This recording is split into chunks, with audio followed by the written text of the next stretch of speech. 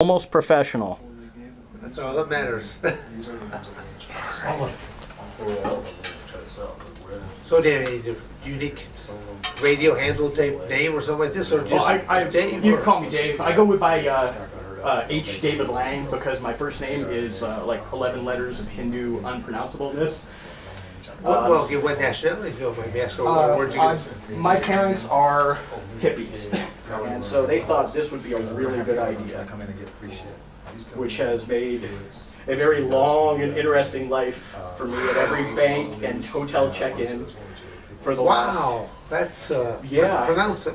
Hadi Lokata. You know the Venice Beach? I wouldn't know about that at all. That's why I said. You know the Hare Krishnas in the airport with the shaved head? You bet, yeah. That was my parents. I was standing next to them selling pencils to you guys in the 90 or the 80s. Yeah, I actually have one of those books somewhere. Yeah, the bottom of one of those. Exactly. Yeah, no, that's them, and they thought that would be great. Unfortunately, that doesn't work on the radio. If your name takes up more time than the spot you're doing, they don't like it. So went with H. David because it sounded. That sounds like good. it sounds like sounds cool. Well, it's a news station, so I'm like, oh, that sounds like a news name. H. David Lang. Okay, so let's The H. David. H. David Lang, Newstalk 780. Take away. Yeah. It's a lot of fun to. And you said this is going to be on tomorrow morning. This is going to be on tomorrow morning. I'm also going to probably grab a quick soundbite from you guys, from probably each one of you two guys or something. Cool. And that'll run like it'll be. Oh, hold on, let me kill this. So I know this thing has like 5 seconds of battery. Oh, no. That'll run like all day, Saturday and Sunday, like these little 20-second spots. Cool. Probably once every couple of hours for 2 days straight. Okay. Heck yeah. And then if I end up, if you guys will get me a press pass to the thing. That's your bed, man. I'm not gonna Well, say I mean, I'll, no funny stuff on the bed now, but if I come to the thing Sunday night, I'm gonna sit only. Okay, I'll make it very specific in that. No circle jerks. Exactly. Damn it. Yeah. Well, So, yeah, I'll, stalactites or what's way? Yeah.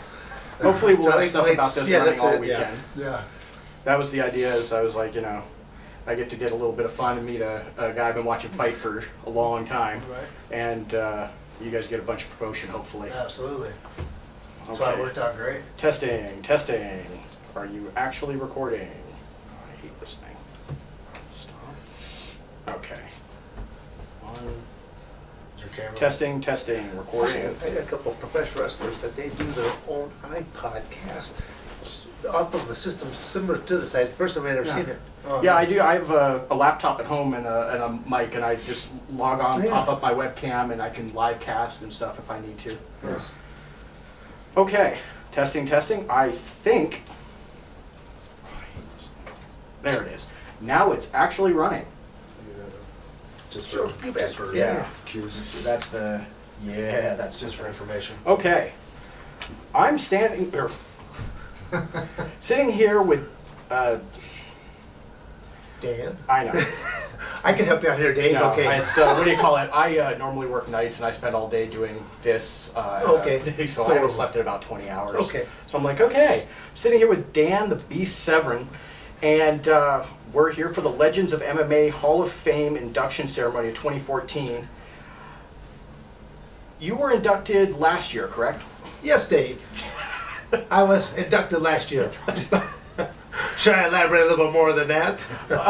No, I know they didn't have a ceremony last year. It was kind of the first year for everything. Did they come to like your gym and give you the ring, or? Well, basically, this is it's a work in progress. Is probably the best way of saying it. Just like everything else, each year more knowledge, more availability of funds, of everything.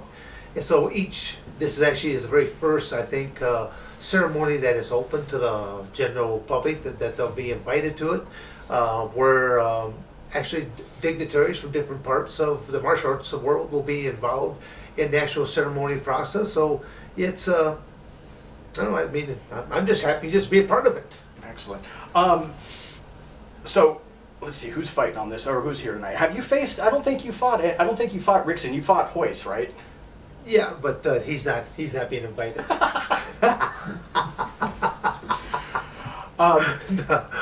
Now I've been meaning, I wanted to ask you this. My friends actually asked me to ask you this. And I know you're retired. You retired in January of 2013, correct? Retired from MMA in January. I'll just say that reluctantly I'm retired, but I would come out of retirement for one of a couple individuals, but just a few other old farts there as well, that's all. Well, that was a question. I know you want a rematch with Royce. Yeah, he would be one of the three, yes. Would you face him at, like, Metamorphosis? I'm aware of what they're doing. If that would be the only opportunity, and if that was be an opportunity, why not?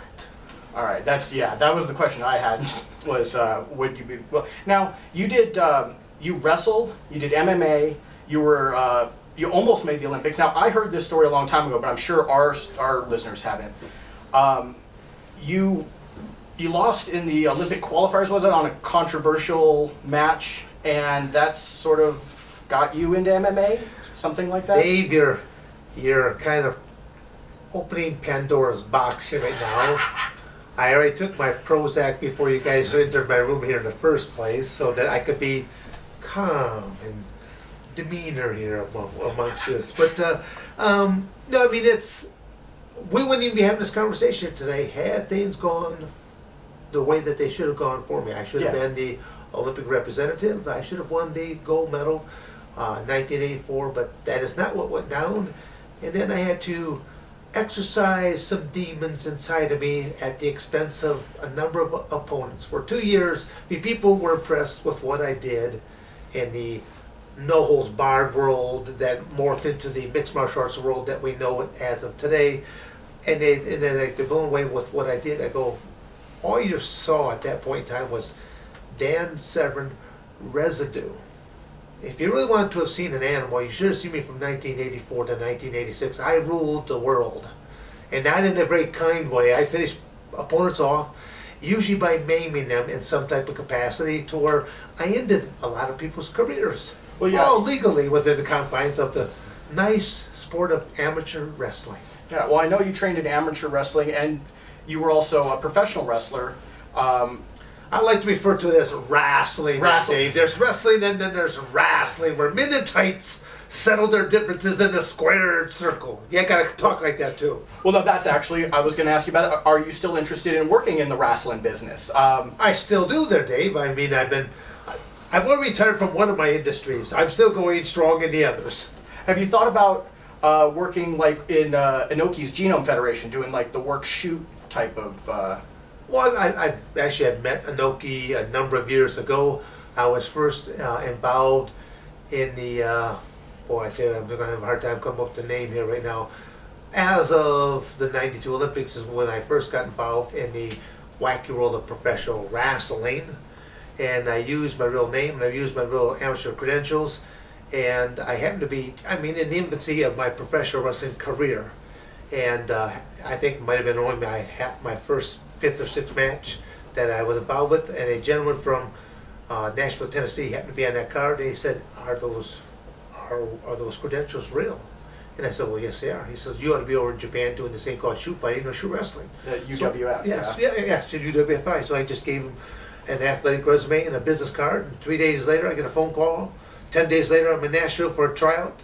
30 days later I'm in Tokyo, Japan, in front of 12,000 people. Didn't have a clue what I was doing, but all I know is my Asian opponent kicked me half a dozen times really, really hard, and I dismantled him in the process after that.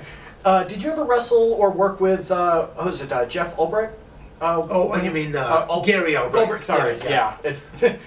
I haven't watched that in about 15 years. Well, yeah, Gary is long gone. Yeah. But, yes. Did you ever, like, tag with him or anything? Yeah, actually, we were involved in the first, I think it was the first kind of a mixed martial arts match in the UWI organization. Okay. So that was kind of crazy to be in there doing that. Yeah, well, I remember seeing you in that way back. I won't say a lot. I was wearing a beard at the same time there, Dave, as well. And so that made me think of the of Inoki's Genome Fed, because they're doing that right now with Crow Cop and some of those guys. Well, that I was not aware of. Oh yeah, no. If you check, they did a show with Sap and Crow Pop and Vegeta and. That'd be some good. So I was good, like, funny stuff there. Yeah, I was like, some of your old friends. Yeah. Now, I know your take on PEDs in MMA. You've been pretty outspoken about. Well, I'm just, to me, it's like,